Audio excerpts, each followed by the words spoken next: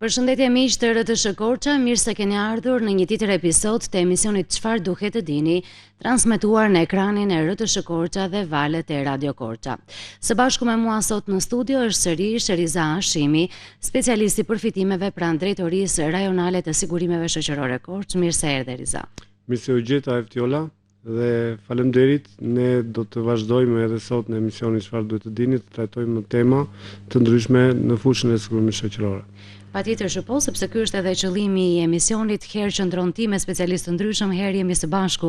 për trajtuar tema që kanë interes për publikun, për gjithë ata që janë duke na ndjekur në ekranin e RTS Korçës dhe në valët e Radio Korçës. Sot në fakt do t'i dedikohemi temës së trajtuar në emision për disa norma ligjore në fushën e sigurimeve shoqërore. Me mjaft interes për gjithë ata që janë duke na ndjekur, duke nisur me të dhëna dhe informacione rreth moshës edhe periudhës së sigurimit që kërkohet në vite për secilën nga kategoritë e përfitimeve. E nisim me pensionin e pleqërisë që përbën edhe pjesën më të madhe të themi të përfitimeve edhe interesin më të madh të gjithë atyre që janë duke na ndjekur, duke dhënë detaje mbi moshën dhe periudhën e sigurimit. Po Eftiola, është e rëndësishme ne trajtuam në fakt që ndryshimet që presim të vinë për vitin 2026 që kanë të bëjnë kryesisht me shtesat mbi pensionin e pleqërisë, por para se të kalojmë në kjo, ne do të diskutojmë pak për nerin 92 të ligjit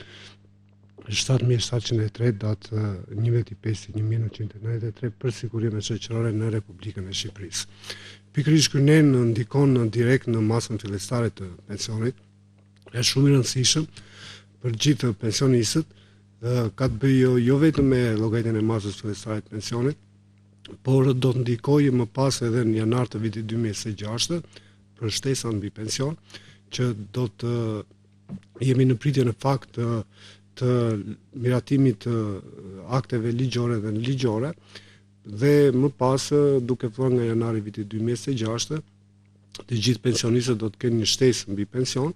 siç është deklaruar në masën 1800 lekë për pensionet e pleqërisë të plota, 800 lekë për pensionet e pjeshme dhe ashtu me radhë për pensionet e invaliditetit, pensionet familjare. Pikërisht neri 92 përcakton moshën e përfitimit të një pensioni pleqërisë, po dhe vjetësinë e punës që kërkohet për të përfituar një pension pleqërie të plotë.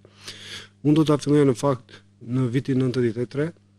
Nga i tetori vitin 93 ka ndryshuar dhe ligji, ka hyrë në fuqi ligji organik i sigurimeve shoqërore, që është në fuqi edhe sot me gjithë ndryshimet që ka pasur gjatë periudhave kohore të ndryshme, por në vitin 93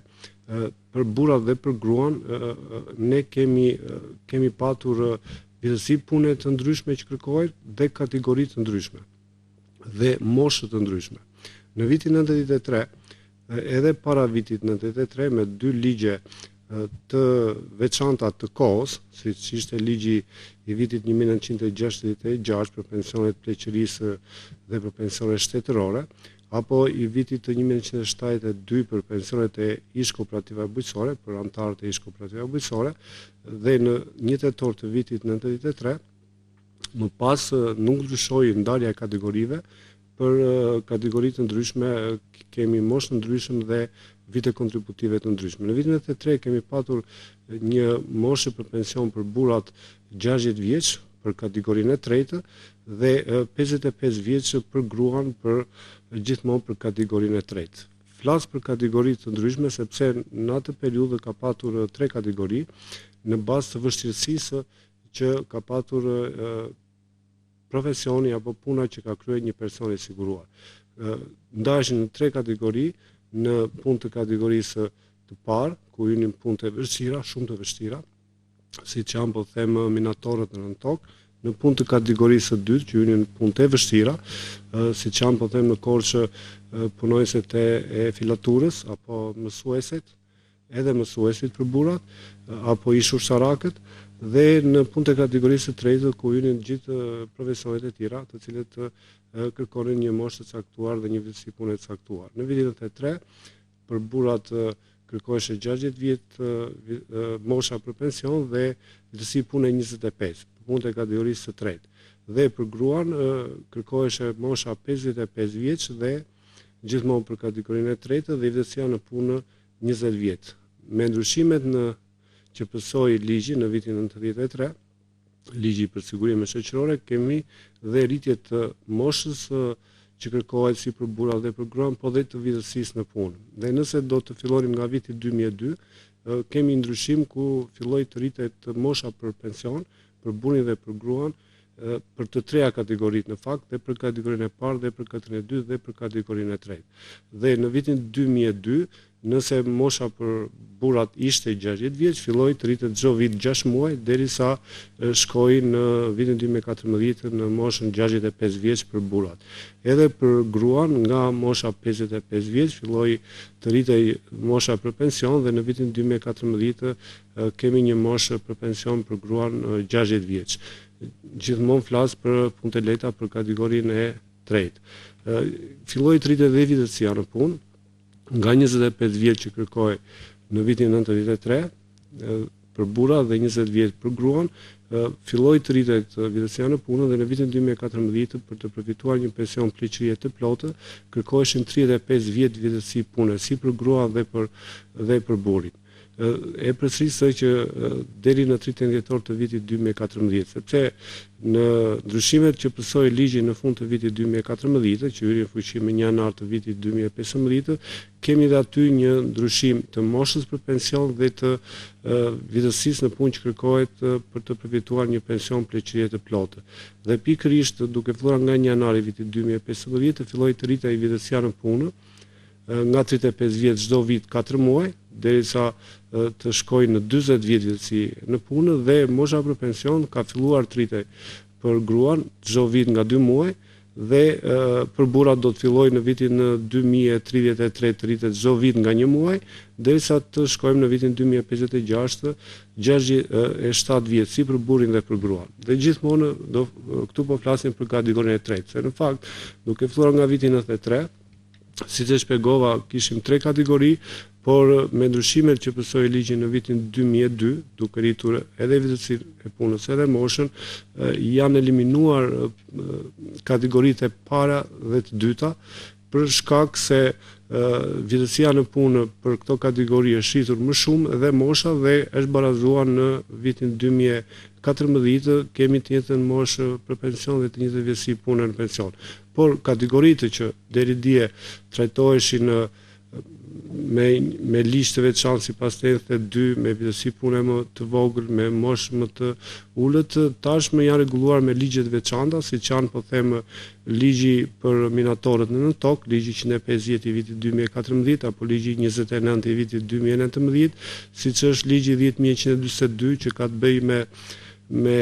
ish ushtarakët e forcave të armatosura, ushtarakët e Ministrisë së Brendshme apo të Shërbimit Informativ Kombëtar. Dhe pjesa tjetër janë kategorizuar një lloj si kategori e tretë, si gjithë punonjësit të cilët kanë të njëjtën moshë që kërkohet për pension pleqërie të plotë dhe të njëjtën vjedhësi pune. Dhe ky 92 është i rëndësishëm në fakt edhe për janarin e vitit 2026, sepse dhe shtesa mbi pension që do të jepet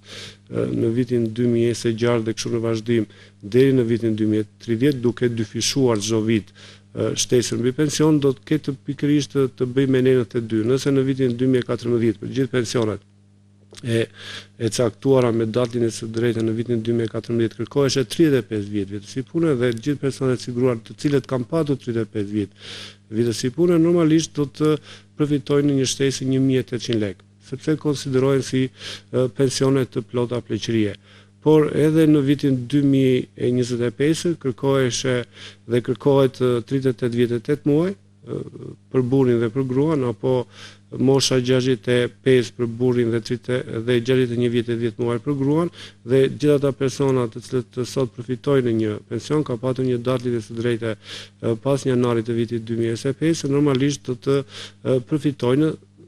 një shtesë mbi pension dhe do të konsiderohen si pensione të plota nëse kanë patur në momentin që kanë plotësuar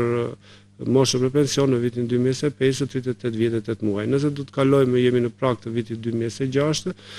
mosha për pension nuk do të ndryshojë për burrat, do jetë përsëri 65 vjeç, do të ndryshojë për gruan, siç ka filluar që nga viti 2015, do të jetë 62 vjeç, vjetësia në punë do jetë 39 vjet. Gjithë ata të cilët do përfitojnë pension në vitin 2026, normalisht të kërkojnë kushtet 39 vjet për të përfituar një pension pleqete plotë dhe normalisht dhe shtesën mbi pension do ta marrin nëse kanë 39 vjet do të marrin një shtesë mbi pension 18.000 lekë vitin e parë dhe duke u dyfishuar, trefishuar, katërfishuar në vitet e ardhshme. Mirë, i kemi dhënë kështu informacionin e plot sa i përket pensionit të pleqërisë për moshën, për periudhën e sigurimit që kërkohet apo vitet për këtë kategori, ndërkohë që çfarë ndodh me pensionin e pleqërisë reduktuar? A do të ketë ndryshime me fillimin e vitit 2026 dhe si do të bëhet llogaritja? Në fakt në neni 31 të ligjit 7703 përcaktohet që kushti për të përfituar një pension pleqërie kërkohet 15 vjet vjetësie në punë. Kjo ndryshon vetëm për gratë të cilat kanë lidhur më shumë se 6 fëmijë dhe janë në moshë mbi 8 vjeç. Për këtë kërkohet një vjetësi pune 30 vjet dhe një moshë 55 vjeç, nëse i plotësoj këto kushte. Por nëse do të kalonin në nenin 31 fraksion 1, siç pyetët dhe ju dhe është interesante sepse ka të bëjë me pensionet e reduktuara. Të gjithë pensionet e siguruar kanë të drejtë të përfitojnë një pension para plotësimit të moshës për pension sipas nenin 92 deri në 3 vjet, por me kushtin që të kenë në vjetësinë e punës sipas nenin 92 atë që e shpjeguam që nëse do të kërkojë një pension në vitin 2025, duhet që personi i siguruar të ketë 38 vjet e 8 muaj për të përfituar më pas një pension të reduktuar. Dhe nëse do të kalojmë në vitin 2026, përsëri persona siguruar kanë të drejtë të përfitojnë një pension të reduktuar deri në 3 vjet para plotësimit të moshës për pension, por me kushtin që të ketë 39 vjet vjetësi në punë siç kërkohet në nenin 92. Pensionet e reduktuara llogariten një lloj si pensionet e pleqërisë, ne ndoshta do ta trajtojmë më shkurtimisht edhe në këtë emision, e kemi trajtuar dhe herë të tjera, por për pensionet e reduktuara ka një normë zbritje nga pensioni i pleqërisë duke llogaritur për çdo muaj nën moshën e pensionit të pleqërisë 0.6%.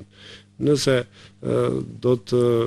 një qytetar do të aplikojë dhe do të kërkojë të përfitojë pension të reduktuar, për çdo muaj nën moshën e pensionit do të ndalet 0.6%. Dhe ky pension nuk do të ndryshojë edhe në momentin kur personi i siguruar do të plotësojë moshën për pension të pleqërisë. Por dua ta theksoj këtë si të gjitha kategoritë e pensioneve sipas nenin 61, këto kategori pensionet reduktuara do të indeksohen si të gjitha llojet e pensioneve me koeficientin e indeksimit të pensioneve që është një detyrim ligjor sipas ligjit në nenin 61 për shkak të ndryshimit të çmimeve të disa produkteve ushqimore apo të shërbimeve. Por dhe në vitin 2026, i vetmi ndryshim që ka të bëjë me pensionet reduktuara është se kërkohet një periudhë vjetësie më shumë se sa që kërkohet në vitin 2025. Kërkohen 39 vjet vjetësie në punë. E kuptoj. Ndërkohë që ka edhe shumë raste të tilla që kërkojnë shtyrie të datës së daljes në pension. Kjo për arsye nga më ndryshmet. Ndoshta edhe për mungesë të specialistëve, ndodh shpeshherë që shtyhen afatet apo lidhen kontrata me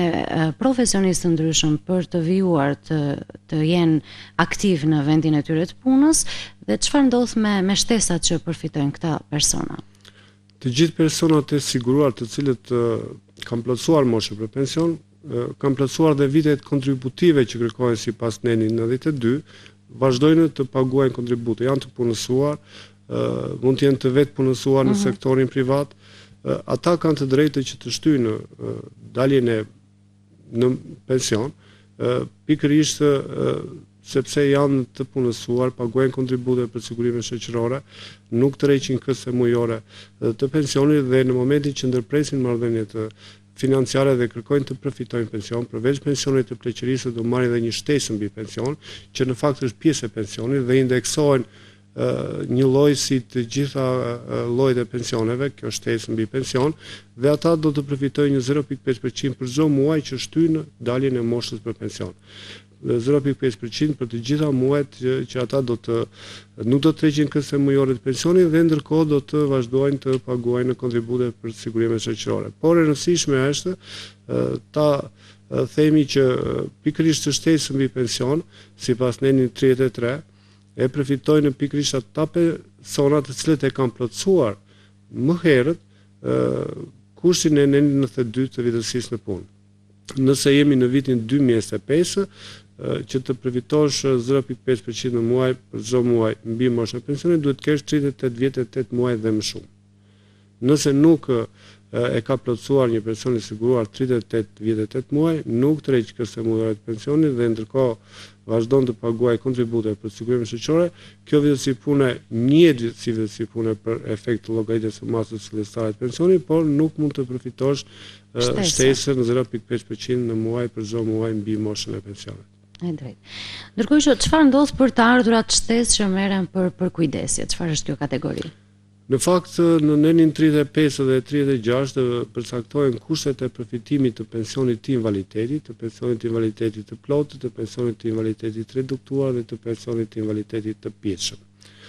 Por personat të cilët janë në kushtet e përfitimit të pensionit të invaliditetit, përveç masës së pensionit të invaliditetit, kanë dhe disa të drejta që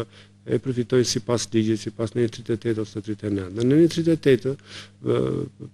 bëhet fjalë pikërisht për ata persona pensionistë invaliditetit të cilët me vendim të komisionit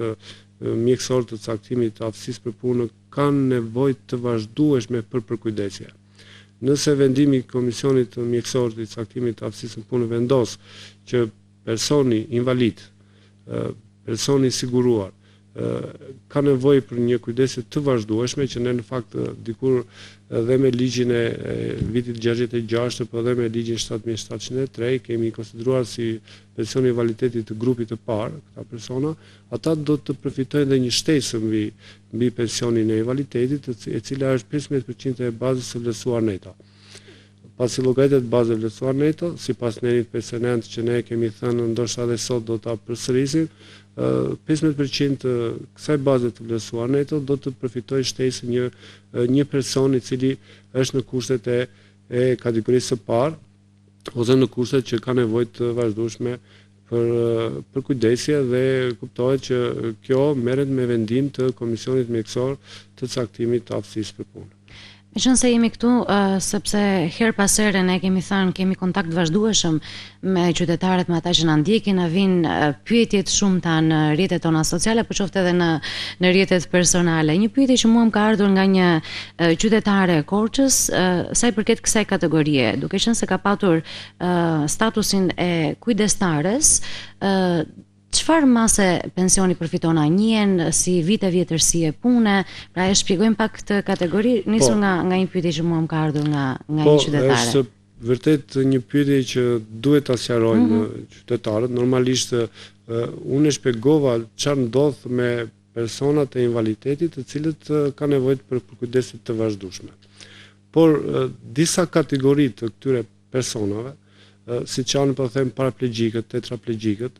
përveç faktit që do përfitojnë në 15% të bazës së vlerësuar neto për punë për kategorinë e parë, pensioni invaliditeti, personat të cilët do kujdesen për të person të sëmur, të person invaliditeti, do të jenë njëkohësisht dhe të siguruar ose të mbuluar me sigurimin shoqëror të detyrueshëm. Normalisht buxheti i shtetit për ta personat paguan kontribute për sigurime shoqërore për një pagë minimale. Po them për pagën 40.000 lekë në vitin 2025 ose që nga 1 prilli vitit 2023. Dhe këta persona konsiderohen të siguruar. Ju llogaritet si vjetësi pune, por jo të gjithë kategoritë e kategorisë parë. Bëhet fjalë vetëm për personat të cilët janë në kushtet e paraplegjikut ose të tetraplegjikut. Të gjithë kategoritë e tjera përfitojnë vetëm 15% të shtesës mbi pension, kur bëhet fjalë për që kanë nevojë për një kujdesje të vazhdueshme. E kuptoj. Marrim rastin e një personi që nuk ka vite pune të themi, por ka qenë gjatë gjithë kohës në përkujdesje të një pjesëtari të familjes që ka përfituar statusin e kujdestarit. Sa vite punë llogariten njësoj, pra duhet të ketë po të njëjtat vite vjetërsi pune në këtë rast të mbuluara nga buxheti i shtetit si sigurime shoqërore? Pra si funksionon? Në momentin që një person është kujdesur për një person të sëmurë dhe paguajnë kontributet për sigurimet shoqërore, në momentin në kushtet kur ai do të jetë ose ajo do të jetë në kushtet e përfitimit të pensionit të pleqërisë apo të pensionit të invaliditetit, pensionit familjare dhe të gjitha kategoritë e tjera të pensioneve, normalisht do të përfitojnë në të njëjtat kushte si të gjithë personat e siguruar. Sepse ata konsiderohet tashmë si persona të siguruar, që do thotë duhet të ketë 15 vjet minimumi kontribute për sigurime shoqërore që të përfitojë nesër një pension pleqërie, ose në rastin e pensionit të invaliditetit, se ndodh që edhe këta persona të cilët kujdesen për një person të sëmurë mund të jenë nesër në kushtet e pensionit përfitimit të pensionit të invaliditetit, dhe aty ka norma ligjore që ne kemi shpjeguar, po them duhet të ketë një vjetësi pune,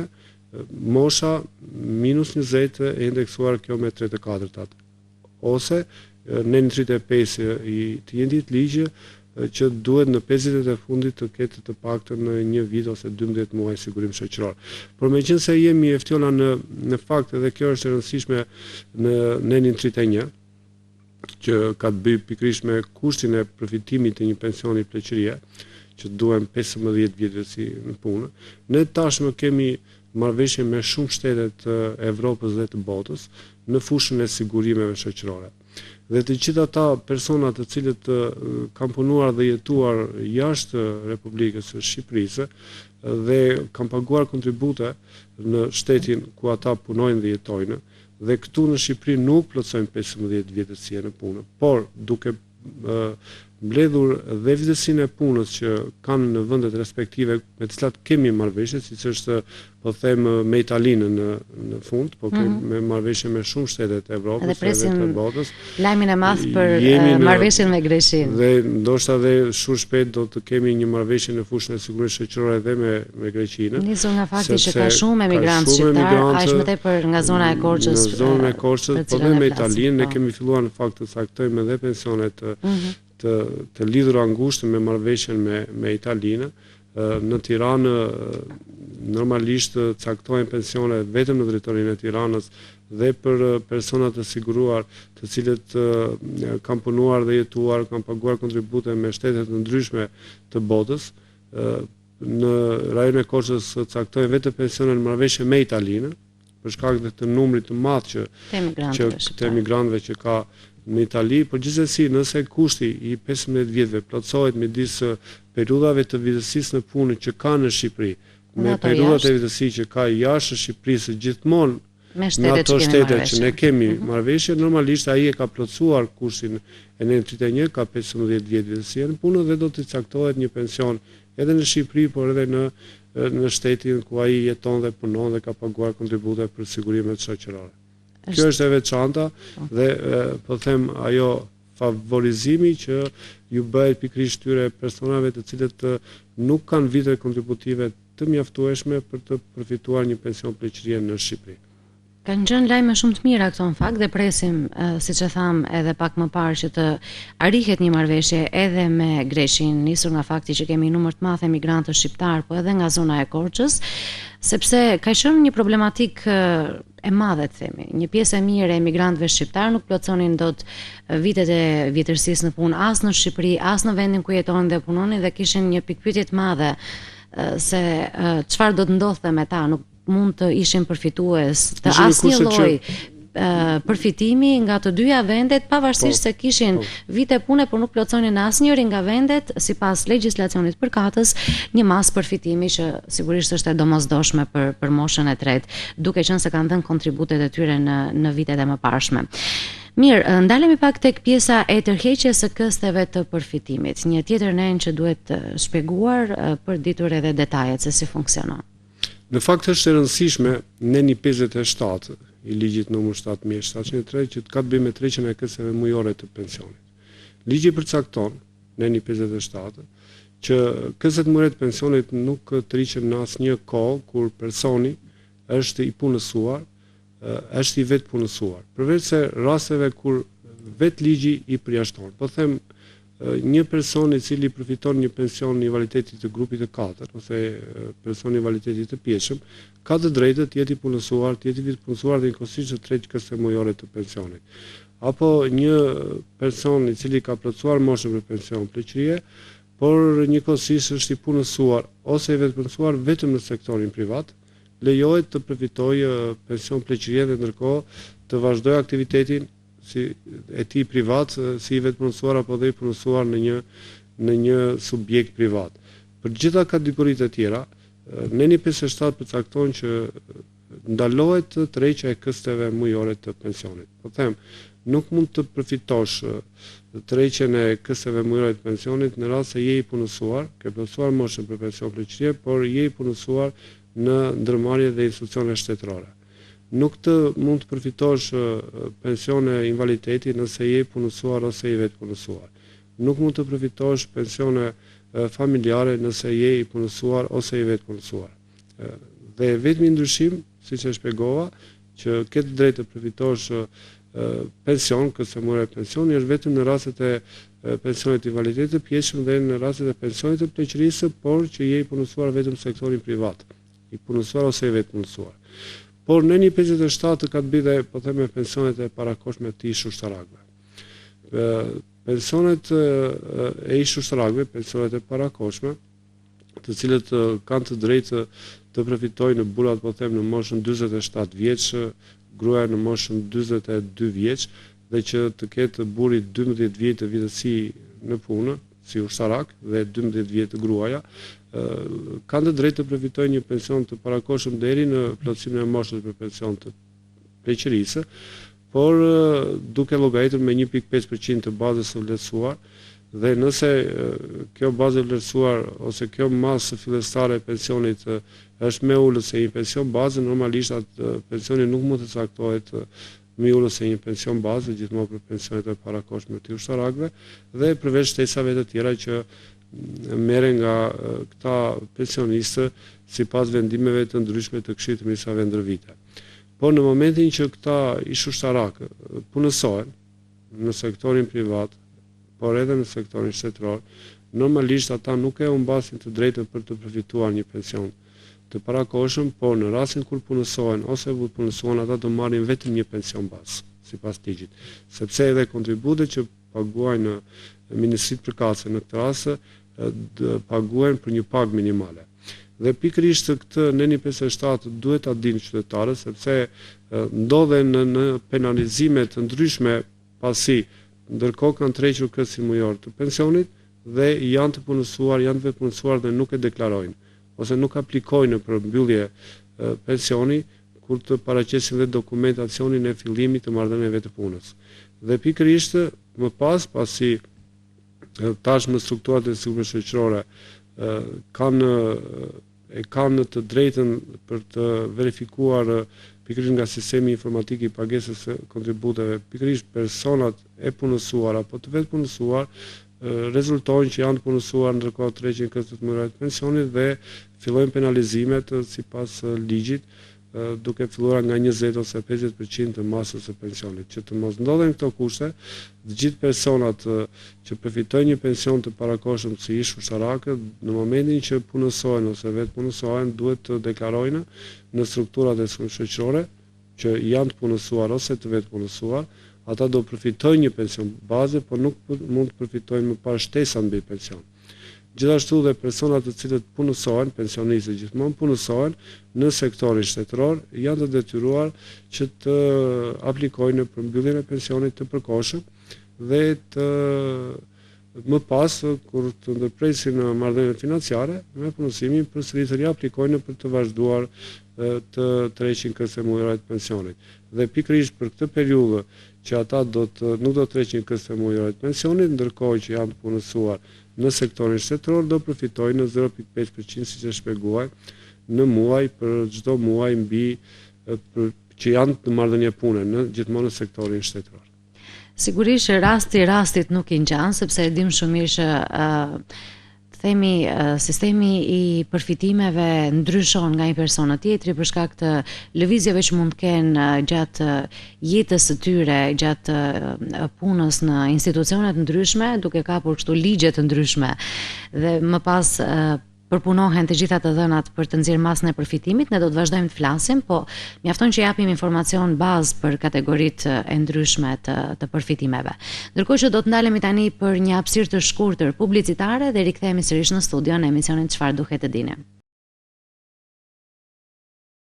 Rikthehemi sërish në studio në emisionin Çfarë duhet të dini në ekranin e RTS Korça dhe valët e Radio Korça. Së bashku me mua sot në studio është Riza Hashimi, specialist i përfitimeve pranë Drejtorisë Rajonale të Sigurimeve Shoqërore Korçë, por edhe bashkautor dhe bashkëmoderator i këtij emisioni në sezonin e 3 televiziv. Sot në fakt po flasim për disa norma ligjore në fushën e sigurimeve shoqërore, duke u ndalur tek secila prej kategorive, ndërkohë që do të flasim tani për bazën e vlerësuar për llogaritjen e përfitimeve.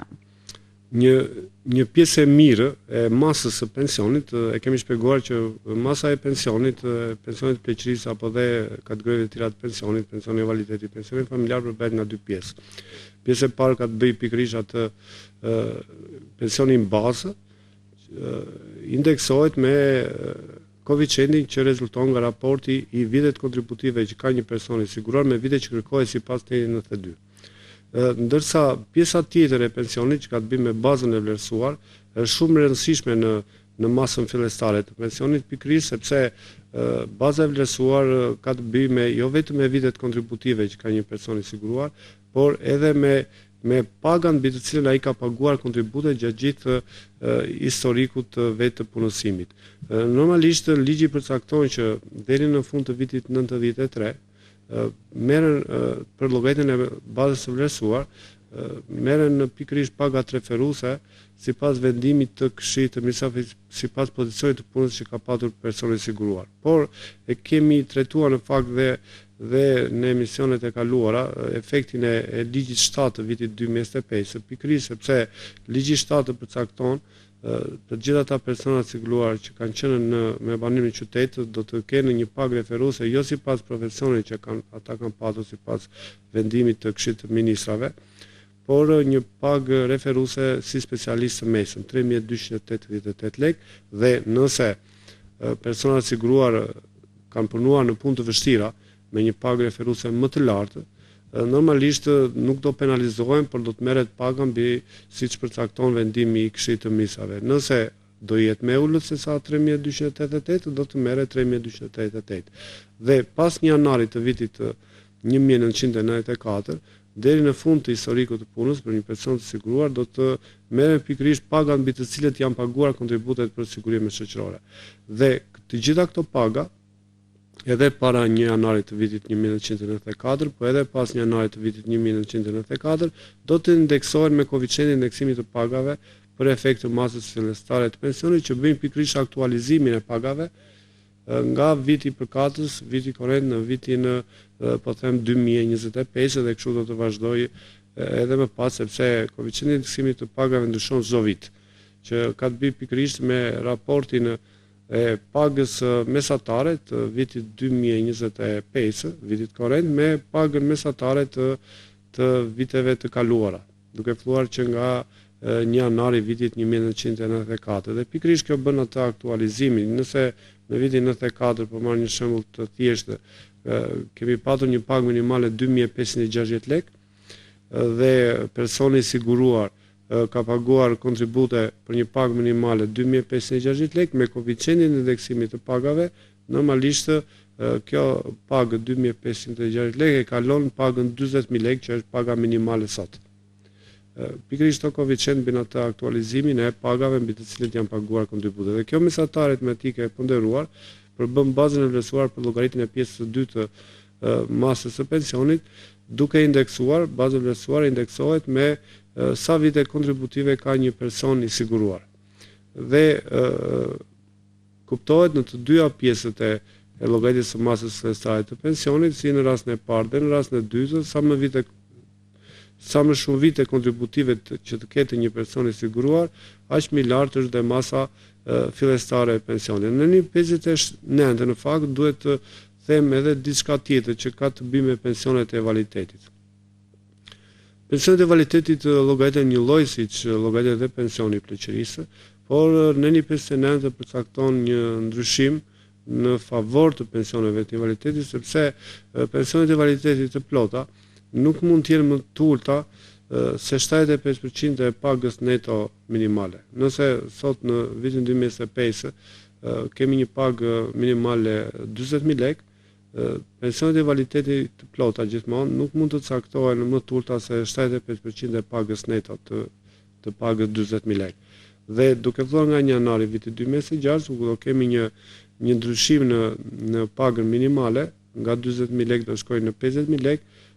Gjithashtu për gjithë ata pensionet e invaliditetit të cilat do caktohen me datë lindjes së drejtë pas janarit të vitit 2026, përveç sesave të tjera që do të marrin me vendime të ndryshme të Këshillit të Ministrave, nuk mund të caktohen më të ulta se 75% të pagës neto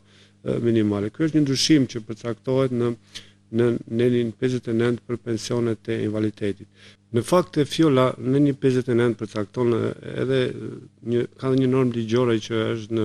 favor të gjithmonë të pensioneve të invaliditetit.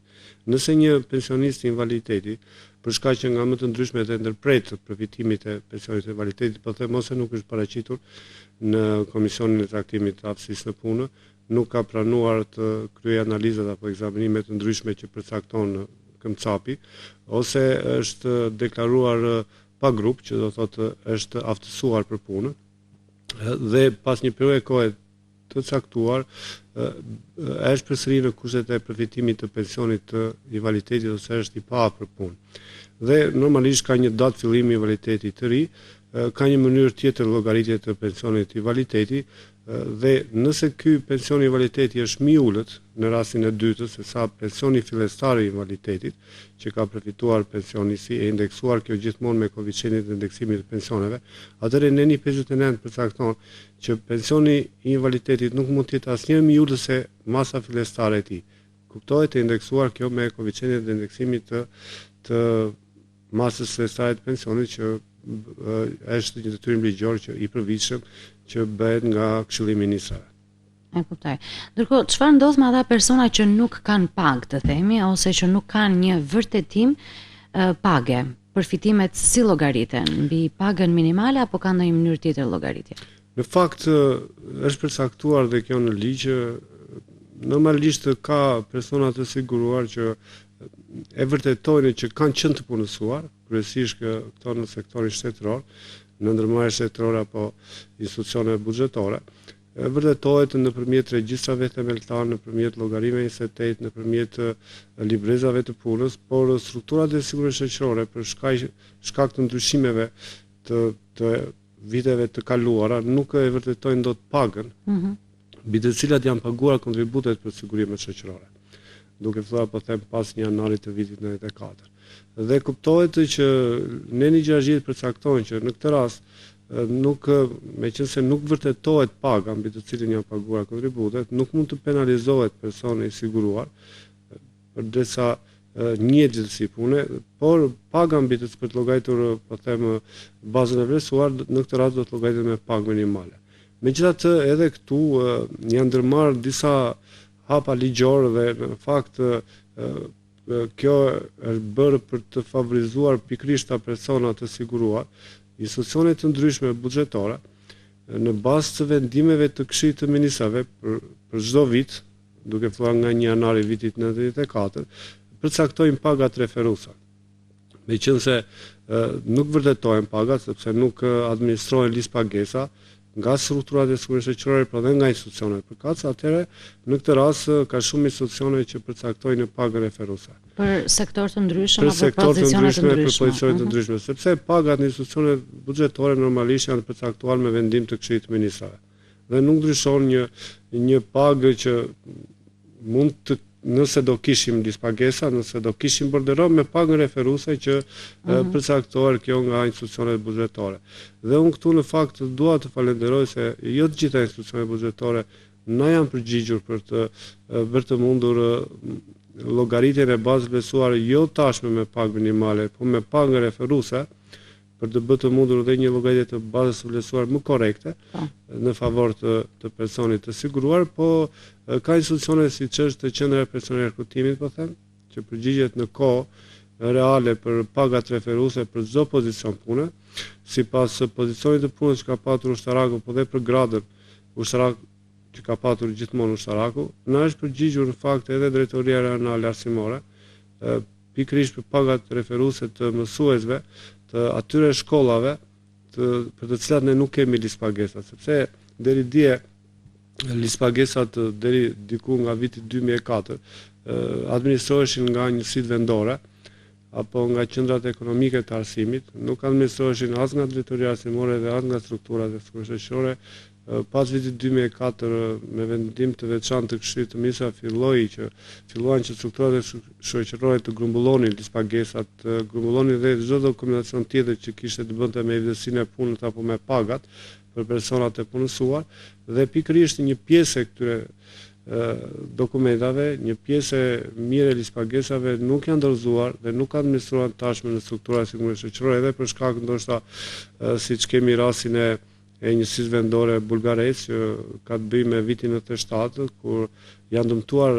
dëmtuar e gjithë dokumentacioni i vlerësisë në punë dhe nuk kemi edhe dokumenta të vlerësisë në punë, po jo të listë. Por Drejtoria Arsimore, pikërisht me mësuesit që në atë kohë kanë qenë punësuar në brenda komunës apo njësisë vendore të Bullgarecit, apo kryesisht kemi në fakt edhe mësues të zyrës vendore arsimore po Gradec, ku deri në vitin 97 nuk administrohen listë për shkak të trazirave të vitit 97, normalisht pikërisht këta persona të punësuar, mësues të atyre viteve, tashmë Drejtoria Rajonale Arsimore dari na është përgjigjur në kohë reale edhe kjo për të bërë të mundur që personat mësues të mos penalizoheshin duke llogaritur sipas nenit 60 me pagën minimale, por me pagën referuese që është e njëjtë, po them, me pagën mbi të cilën janë paguara kontributet në ato vite. Gjithmonë bëhet fjalë për vitin 94 deri në vitin 97. Dhe për ato kuptohet, për ato institucione, shkolla të cilët ne nuk administrojmë listë dhe Drejtoria Arsimore sot rajonale nuk administron listë. E kuptoj, po edhe sa i përket zonave ku ka patur problematika dhe humbje të dokumentacionit për arsye nga më të ndryshmet, po viti 97 ka sjell problematika të shumta, ndërkohë që çfarë ndodh me institucionet e tjera që ndoshta nuk e keni informacionin për pagën referuese ose që mungon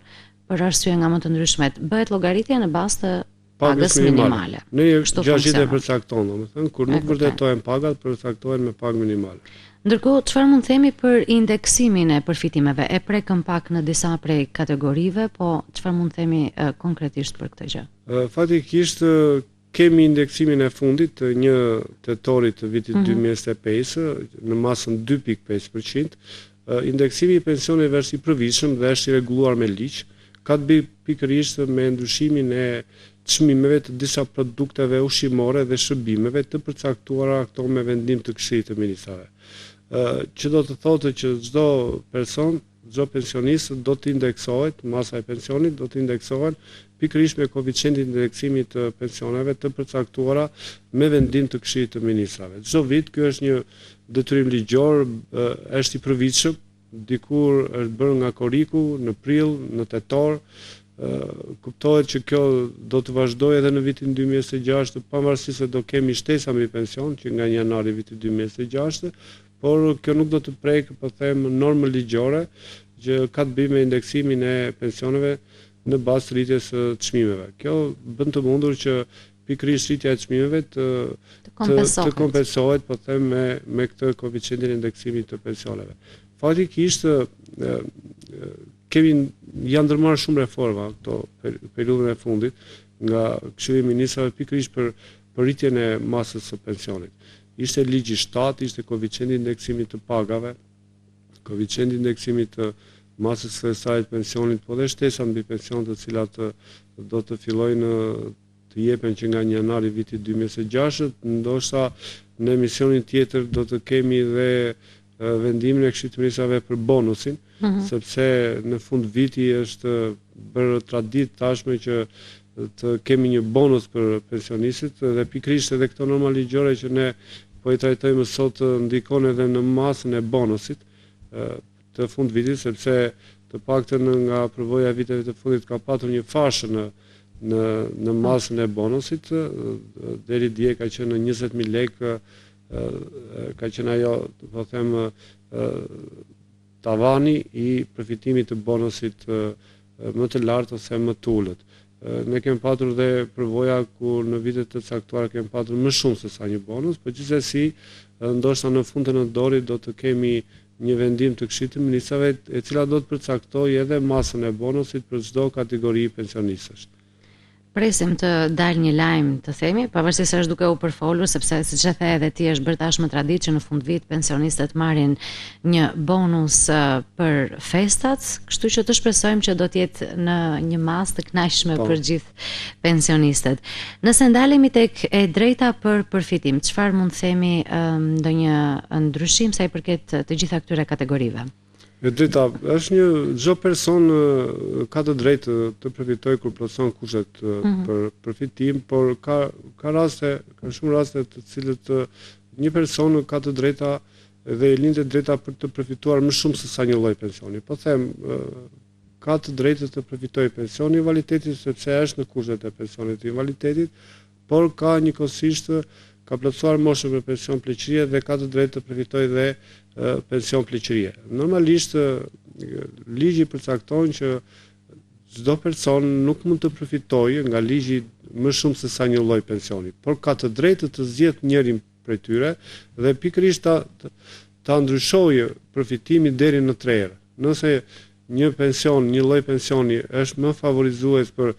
pensionistin në një kohë të caktuar, ai ka të drejtë ta përfitojë atë pension, por në një kohë tjetër të caktuar për shkak të ndryshimeve të koeficientit të indeksimit të pensioneve, po them kemi patur raste vite të ndryshme që pensionet e invaliditetit janë indeksuar me koeficient indeksimi më të lartë se sa pensionet e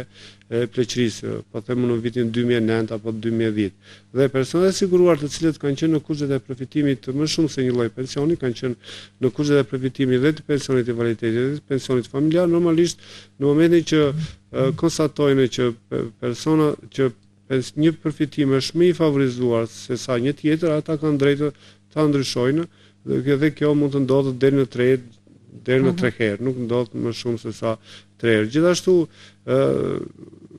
ky nen përcakton pikërisht atë që ai nuk parashkruhet një pension. Gjithashtu përcakton që dhe këtu duhet të jenë të kujdesshëm qytetarët, personi i cili aplikon për kërkesë për përfitim më shumë se sa një vit nga kushtet e përfitimit, normalisht e humbet atë drejtë dhe pensioni fillon nga data e kërkesës. Nëse do të aplikojë brenda një viti nga lindja e së drejtës, normalisht e merr nga dita e parë dhe nuk penalizohet, nuk humbet nga drejta e tij për të përfituar një pension, por nëse kërkesa do të bëhet më shumë se sa një vit, do të fillojë nga data e kërkesës. Këtu duhet të jenë të kujdesshëm qytetarët, sepse pikërisht aplikimi më shumë se sa një vit nga kushtet për të përfituar, qoftë pension pleqërie, pension invaliditeti, janë të tilla që nëse bëhet më shumë se një vit do ta humbasë të drejtën për ta përfituar nga lindja e së drejtës. Ky nen përcakton në fakt shumë të drejta që ka personi i siguruar, që ka qytetari, ka të bëjë me atë që kërset mëret pensionit të që në çdo kohë, por jo më shumë se 36 muaj. Që thotë nëse një person pensionist të çdo kategorie ka të drejtë të përfitojë kësaj muajit pensionit, por ato nëse kalon afati 36 muaj, ju mbet. Nëse po them një person i siguruar, po them më thjeshtë, ka 37 muaj kësaj mujore për të tërhequr, normalisht një muaj do ta humbas dhe do të përfitojë 36 muaj. Në kësaj muaj të pensionit nuk mund të tërhiqen më shumë se 36 muaj. Dhe për personat të cilët në kohën e caktimit të pensionit janë llogaritur gabim, janë llogaritur nga strukturat e sigurimit shoqërore më pak ose më shumë, ose ka patur raste që personat nuk kanë patur mundësi në kohën e caktimit të pensionit të vërtetojnë në një vizësi pune të caktuar dhe këtë e vërtetojnë më pas, normalisht ato do të llogariten, do të jepet diferenca, por jo më shumë se 36 muaj. Edhe kjo është një normë ligjore, edhe nëse personat është caktuar një pension dhe personat e siguruar kanë administruar një dokumentacion jo të rregullt në kohën e dorëzimit të kërkesës për pension dhe kjo është konstatuar nga strukturat e sigurimit shoqëror, atëherë edhe në këtë rast do të ndalen të gjithë shumat e marrë më tepër, por jo më shumë se 20% në rastin kur gabimi është njërzor, po them, dhe 50% të masës pensionit nëse gabimi në dorëzimin e dokumentacionit është për fajt të qytetarit. Dhe kjo nuk do të ndalet në rastin kur nuk është për fajt të qytetarit, normalisht nuk ndalen më shumë se 36 muaj. Si që nuk jepen më shumë se 36 muaj diferenca kreditore, nuk do të ndalen më shumë se 36 muaj dhe diferenca debitore. Por nëse është për fajt të qytetarit, po them, në gjatë deklarimit qytetari ka deklaruar vizësi pune me dokumentacion jo të rregullt, atëherë me këtë rast ndalet për gjithë periudhën që ai ka përfituar padrejtisht një përfitim, por gjithsesi jo më shumë se 50% të masës së pensionit. E kuptoj. Mirë, duke qenë se edhe pak minuta kemi në dispozicion në emisionin Çfarë duhet dini, ndalemi shkurtimisht tek e drejta për informim dhe ankimimin. Ndoshta do duhet më gjatë për të folur, po do kemi edhe raste të tjera në emisione të tjera për të ndalur. Mund të vazhdojmë në fakt të trajtojmë edhe në emisionet të ardhshme, sepse janë norma ligjore që qytetarët duhet të jenë të informuar. Pikërisht, si përmenda unë, që ka penalizime nëse kërkesa nuk bëhet më shumë se sa një vit nga lindja e së drejtës, ose nuk mund të përfitoj më shumë se 36 këste mujore të pensionit. Prandaj dhe këto norma ligjore janë të domosdoshme për të informuar qytetarët. Ata kanë të drejtën e informimit. Në fakt, çdo qytetar ka të drejtën e informimit dhe për pjesën kontributive. Çdo qytetar ka të drejtë të informohet sa është vjetësia e punës që ai ka, sa kontribute ka paguar gjatë gjithë historikut të vetë të punës. Nëse pas janarit të vitit 2012 janë tashmë të hedhura në sistem dhe çdo qytetar mund ta kërkojë këtë nëpërmjet portalit Albania, pas janarit të vitit 2012, të cilat nuk janë në sistem, po janë të administruara në strukturat e sigurimit shoqëror, qytetari ka të drejtën e informimit për kontributet që ai ka paguar, gjithashtu ka të drejtën e informimit dhe për masën e përfitimit, për mënyrën e llogaritjes së përfitimit, për çdo gjë që ka të bëjë që ai mendon se i kërkohet informacioni i hollësishëm për të mundur që të njihet për çdo kontribut apo përfitim që ka një person i siguruar. Pikërisht neni 62 e përcakton këtë, është një normë ligjore që është në interes të qytetarit dhe qytetari ka të drejtën e informimit për çdo kontribut dhe për çdo përfitim që ai ka gjatë gjithë historikut të vet. Dhe për këtë të mos hezitojnë as pak qytetarët të drejtohen strukturave të sigurimit shoqëror edhe për pjesën kontributive, kur ata duhet të dinë se janë në prag pensioni, po them, dhe duhet të dinë se sa e kanë vjetësinë e punës, e para për të plotësuar kushtet e neni 31, që ka të bëjë 15 vjet vjetësia në punë, por dhe për të përfituar një pension të plotë, pse jo, për shkak se pikërisht vjetësia e plotë për të përfituar një pension në pleqërie do ndikojë dhe në masën e pensionit, masën fillestare, po dhe në shtesën mbi pension. Edhe mund të bëhet pjesë edhe skemave tjera për të plotësuar më pas edhe vitet e punës edhe përfitimin e plotë. Nëse është ky informacion dhe nuk e ka vjetësinë e punës së plotë, normalisht gjithë periudhat të cilat i ka të pambuluara me skemën e sigurimit të detyrueshëm mund të paguajë në skemën e sigurimit vullnetar, dhe për këtë duhet ta themi që duke filluar nga 1 janari vitit 2026 do të kemi edhe ndryshim në pagesën e kontributit të skemës së sigurimit vullnetar, sepse rritet paga minimale. Në momentin që rritet paga minimale, do të kemi edhe një masë kontributi më të lartë. Kështu që të gjithë ata të cilët duan të mbulojnë në periudha sigurimi, gjithmonë për periudha të cilat të pambuluara me skemë sigurimi të detyrueshëm mund të nxitojnë deri në fund të dhjetorit sepse paguajnë më pak për një pagë 40.000 lekë dhe jo për pagën 50.000 lekë që do të jetë që nga 1 janari vitit 2006. Mirë, do t'i dedikojmë një tjetër emision më të detajuar për të ndalur tek gjërat që na ngelën pa konsumuar, po edhe për të mbërritur tek pika pastaj që do duhet edhe për këtë të flasim, që nëse kanë ankesa dhe paqartësi mund të kalojnë dhe tek pjesa e ankimimit, po nuk po e zgjasim më sepse minutazhi i emisionit nuk na lejon më për të vijuar me informacione të rreth temës që kemi trajtuar ditën e sotme, por ju japim fjalën që do të vim sërish me këto informacione sa i përket sigurimeve shoqërore sepse ka shumë për të folur. Unë e thash edhe pak më parë, rastit nuk i ngjan. Ne përpiqemi që t'japim informacion të bollshëm sa i përket kategorive kryesore dhe rasteve që janë më të shpeshta, por sigurisht që ka edhe raste të komplikuara që do duhet të marrin edhe asistencën e specialistëve. Pra Drejtorisë Rajonale të Sigurimeve Shoqërore Korçë dhe siç e tha edhe Rizaj, mos nguroni të kërkoni informacion sepse është e drejta juaj për të mësuar gjithçka ju nevojitet dhe për të marrë pastaj pse jo edhe masat e duhura për të përfituar masën e plotë të pensionit apo gjithçka tjetër që e kanë për detyrë për ta marrë në fundit. Është pjesë e tyre. Mirë, Riza, unë falenderoj shumë për gjithë informacionet që ke ndarë me ne sot në emisionin Çfarë duhet të dini dhe do të planifikojmë patjetër një tjetër emision për të plotësuar gjithë detajet e masës së pensioneve dhe të sigurimeve shoqërore që nevojiten. Po në fakt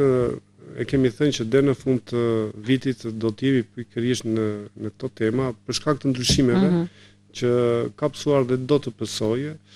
ligji në fushën e sigurimeve shoqërore. Do të kemi shumë akte të tjera ligjore që do të përmirësojnë edhe sistemin në fakt të sigurimeve shoqërore dhe do kemi edhe shtesa mbi pension. Megjithatë ka dhe shumë norma të tjera ligjore që qytetarët duhet të jenë të informuar që nesër mos përballen pikërisht nga që nuk janë të informuar, nuk janë të qartësuar për këto norma ligjore në kushtet kur mbasin përfitimin sepse çdo normë ligjore ka dhe afatet e veta dhe nëse nuk i respekton këto afate normalisht më pas nuk ke të drejtë për t'i kërkuar këto përfitime që rrjedhin nga ligji numër 7703. Mirë, faleminderit që ishe me mua sot, edhe gjithë informacionin që ke ndarë, do të takohemi sërish në të tjera puntata, pse jo me tjera tema interesante.